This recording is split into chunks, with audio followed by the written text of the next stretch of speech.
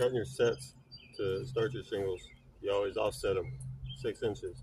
So your first one's gonna be 6, then your next one will be 11 and 17, and then it'll come off like this. Like your 6 inches come off the first one.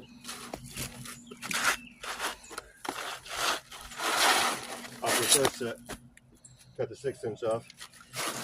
Your second one, cut the 17 off, and your the 11 off, 6, 11, 17. And then you stagger your sets. So as you go up the wall, it will be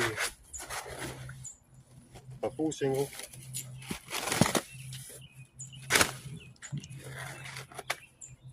and you set back 6 inches with full shingle, you got 6,